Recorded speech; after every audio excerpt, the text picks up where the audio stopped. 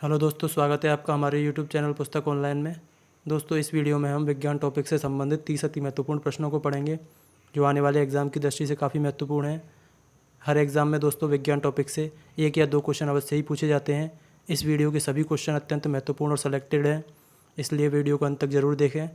अगर दोस्तों आप हमारे यूट्यूब चैनल पर नए हैं तो प्लीज़ इसे सब्सक्राइब कर दें तथा इसके साइड में जो बेल आइकन का बटन है उसे भी ऑन कर दें, जिससे आप हमारे लेटेस्ट वीडियो समय पर प्राप्त कर सकें। तो दोस्तों शुरू करते हैं आज का वीडियो। क्वेश्चन नंबर 1, निम्न में से किसे जिम्नोस्पर्म का मेवा कहा जाता है? तो इसका सही आंसर ऑप्शन ए चिलगोजा हो जाएगा। यानी कि दोस्तों चिलगोजा को जिम्नोस्पर्म का मेवा कहा जाता है। और दोस्तों जिम्नोस्पर्म के अंतर्गत ऐसे पौधे आते हैं जिनके बीज पर कोई खोल या आवरण नहीं पाया जाता है, अर्थात नग्न बीजी पौधों को जिम्नोस्पर्म कहा जाता है। साइकस जो होता है वो एक जिम्नोस्पर्म होता है जिससे साबूदाना बनाया जाता है। चीड़ से दोस्तों तारपीन का तेल बनाया जाता है और देवदार से फर्नीचर बनाए जाते हैं। नेक्स्ट है क्वेश्चन नंबर 2, इंद्रधनुष प्रकाश की किस घटना पर आधारित है? तो इसका सही आंसर ऑप्शन डी पूर्णांतरिक परावर्तन, वर्ण विक्षेपण और अपवर्तन हो जाएगा। यानी कि दोस्तों इंद्रधनुष जो होता है वो पूर्णांतरिक परावर्तन, वर्ण विक्षेपण और अपवर्तन का सबसे उत्तम उदाहरण होता है। नेक्स्ट है क्वेश्चन नंबर 3, रॉकेट किस सिद्धांत पर कार्य करता है? तो इसका सही आंसर ऑप्शन बी संवेग संरक्षण का नियम हो जाएगा। यानी कि दोस्तों रॉकेट जो होता है वो संवेग संरक्षण के नियम पर कार्य करता है। वैसे तो दोस्तों रॉकेट जो होता है वो दो नियमों पर कार्य करता है। पहला न्यूटन का तीसरा नियम, क्रिया प्रतिक्रिया का नियम। दूसरा जो होता है वो संवेग संरक्षण का नियम होता है। दोस्तों रॉकेट में जो ईंधन होता है उसमें जैसे ही इग्निशन स्टार्ट होता है उसमें से एग्जॉस्ट गैसें बाहर निकलने लगती हैं और ये एग्जॉस्ट गैसें बहुत ही तीव्र वेग से नीचे की ओर गति करती हैं। अब क्रिया प्रतिक्रिया नियम से जिस डायरेक्शन में गैसें बाहर निकलती हैं तीव्र वेग से, उतने ही वेग से रॉकेट में ऊपर की ओर एक थ्रस्ट फोर्स क्रिएट होता है जिससे रॉकेट में संवेग उत्पन्न हो जाता है और रॉकेट आगे की ओर बढ़ने लगता है। और दोस्तों इसके बाद ही संवेग संरक्षण का नियम स्टार्ट होता है। संवेग संरक्षण के नियम के अनुसार यदि किसी निकाय पर यानी कि किसी सिस्टम पर अगर एक्सटर्नल फोर्स नहीं अप्लाई किया जाता है तो उसका संवेग जो होता है वो नियत बना रहता है। मतलब कि अब रॉकेट जो होता है वो एक नियत संवेग से ऊपर की ओर बढ़ता रहता है। नेक्स्ट है क्वेश्चन नंबर 4, मांसपेशी और हड्डी आपस में किसकी सहायता से जुड़ी होती हैं? तो इसका सही आंसर ऑप्शन सी टेंडन हो जाएगा। यानी कि दोस्तों मांसपेशी और हड्डी आपस में टेंडन की सहायता से जुड़ी होती हैं और दो हड्डियां आपस में लिगामेंट की सहायता से जुड़ी होती हैं। अस्थि मज्जा में दोस्तों आरबीसी का निर्माण होता है और सिनेप्स जो होता है उसकी सहायता से दो न्यूरॉन आपस में जुड़े होते हैं। और दोस्तों न्यूरॉन जो होती है वो तंत्रिका तंत्र की क्रियात्मक इकाई होती है। नेक्स्ट है क्वेश्चन नंबर 5, न्यूट्रॉन की खोज किसने की? तो इसका सही आंसर ऑप्शन सी चैडविक हो जाएगा। यानी कि दोस्तों न्यूट्रॉन की खोज चैडविक के द्वारा की गई। रदरफोर्ड ने प्रोटॉन की खोज की। कार्ल्स एंडरसन ने पॉजिट्रॉन की खोज की थी और पॉल विलार्ड ने गामा किरणों की खोज की थी। नेक्स्ट है क्वेश्चन नंबर 6, वायु की गति और दिशा मापने में किस उपकरण का उपयोग किया जाता है? तो इसका सही आंसर ऑप्शन सी एनेमोमीटर हो जाएगा। यानी कि दोस्तों एनेमोमीटर की सहायता से वायु की गति और दिशा मापी जाती है। एक्टिनेमोमीटर से सूर्य की किरणों की तीव्रता मापी जाती है और दोस्तों यूरोमीटर की सहायता से वर्षा का मापन किया जाता है। गैल्वेनोमीटर का उपयोग विद्युत धारा की दिशा मापने में किया जाता है। नेक्स्ट है क्वेश्चन नंबर 7, एसीटोन को जल के मिश्रण से किस विधि द्वारा अलग किया जाता है?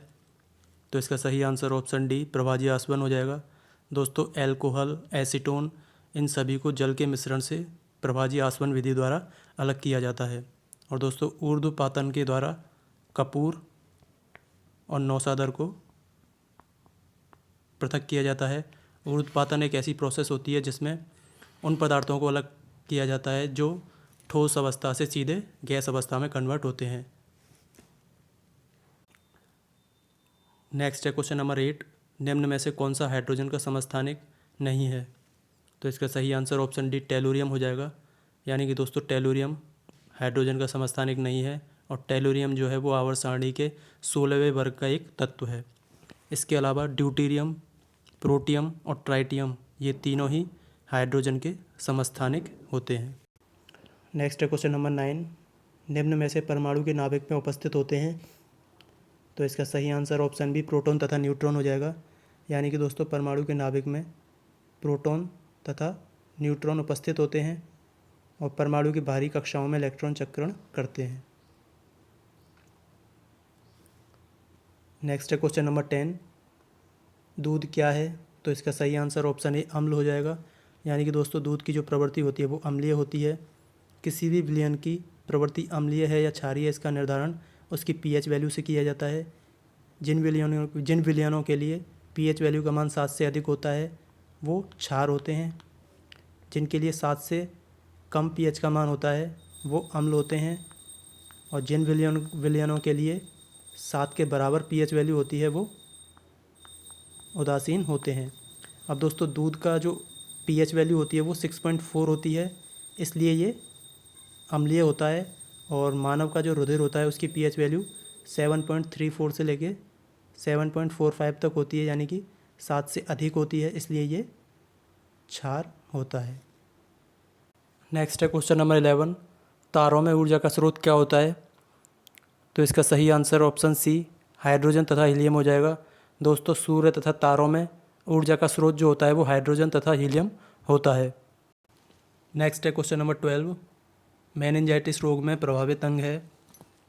तो इसका सही आंसर ऑप्शन बी मस्तिष्क हो जाएगा। दोस्तों मेनिंजाइटिस जो है वो एक वायरस जनित रोग है, इसमें प्रभावित अंग मस्तिष्क होता है। और दोस्तों यकृत जो होता है वो पीलिया रोग में प्रभावित अंग होता है। फेफड़े जो होती है वो निमोनिया रोग में प्रभावित होते हैं। और दोस्तों विटामिन ए की कमी से आँख में रतौंधी रोग हो जाता है। नेक्स्ट है क्वेश्चन नंबर 13, मानव हृदय में कितने कक्ष होते हैं? तो इसका सही आंसर ऑप्शन सी 4 हो जाएगा। दोस्तों मानव हृदय में 2 आलिंद तथा 2 ही निलय होते हैं। नेक्स्ट है क्वेश्चन नंबर 14, बल आघूर्ण यानी कि टॉर्क की यूनिट क्या है? तो इसका सही answer option C newton into metre हो जाएगा।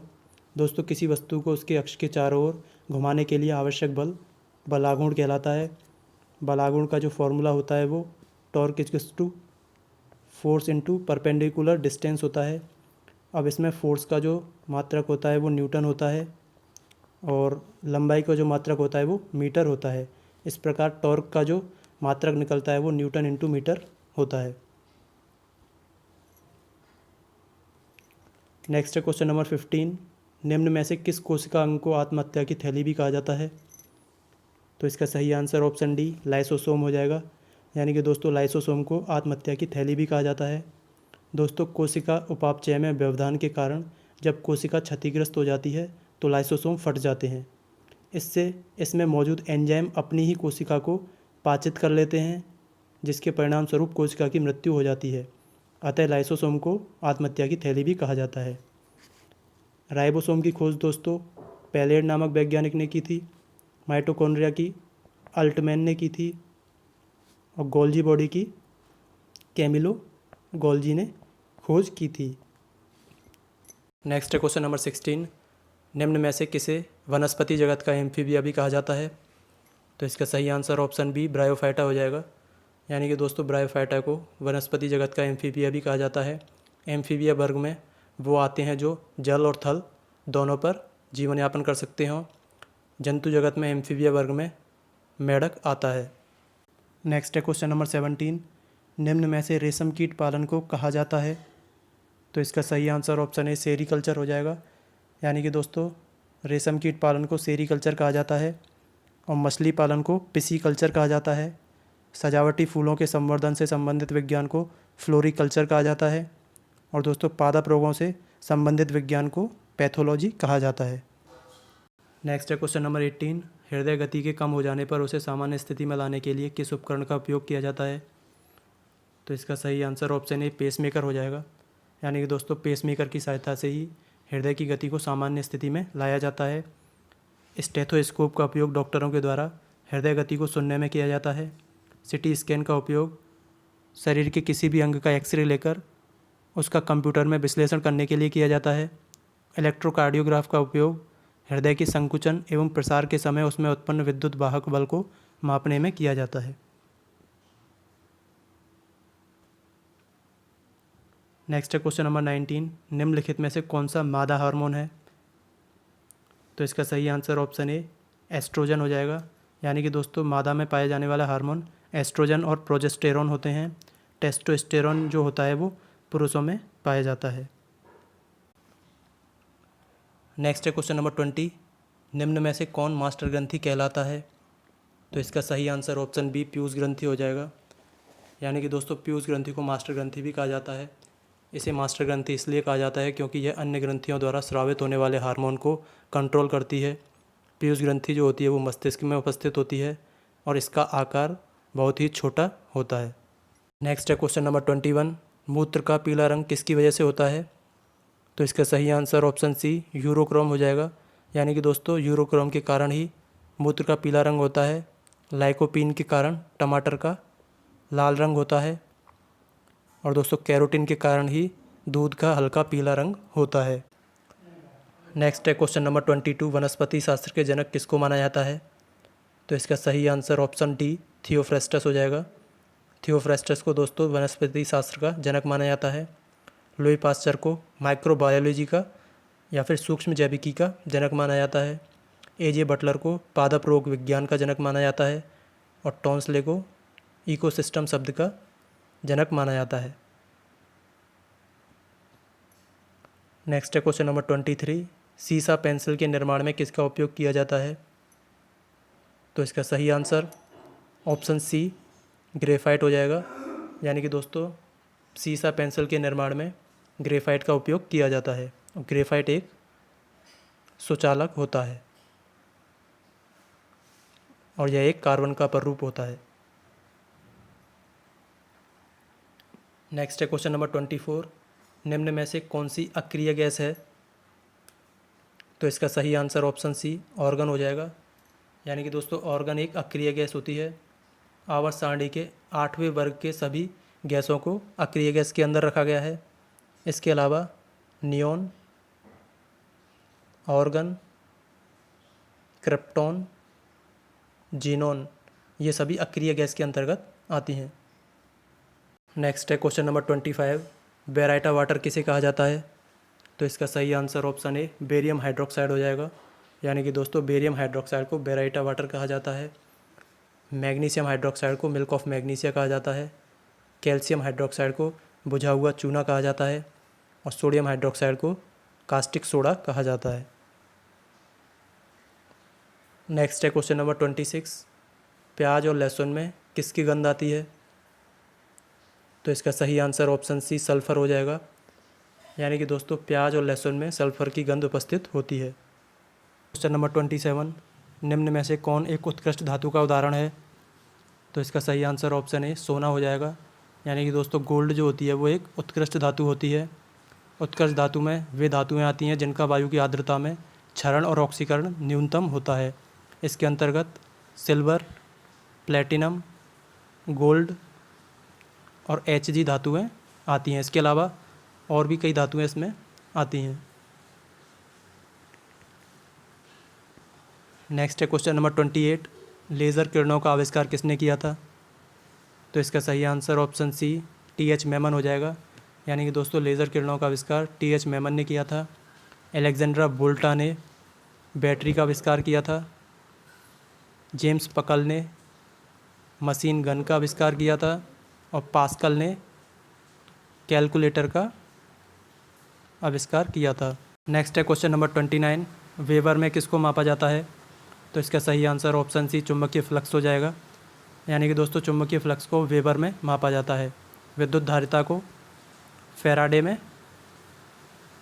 मापा जाता है। चुंबकीय क्षेत्र को टेस्ला में मापा जाता है और विद्युत क्षेत्र का जो मात्रक होता है वो न्यूटन प्रति कूलाम होता है। नेक्स्ट है क्वेश्चन नंबर 30, सामान्य आँख के लिए स्पष्ट दृष्टि की न्यूनतम दूरी कितनी होती है?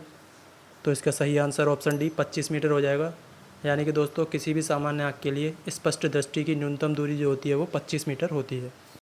दोस्तों आशा करते हैं आपको ये वीडियो पसंद आया होगा। अगर आपको ये वीडियो पसंद आया है तो इसे लाइक करें, कमेंट करें तथा ज़्यादा से ज़्यादा शेयर करें। अगर दोस्तों आप हमारे यूट्यूब चैनल पर नए हैं तो प्लीज़ इसे सब्सक्राइब कर दें तथा इसके साइड में जो बेल आइकन का बटन है उसे भी ऑन कर दें, जिससे आप हमारे लेटेस्ट वीडियो प्राप्त कर सकें। तो दोस्तों मिलते हैं नेक्स्ट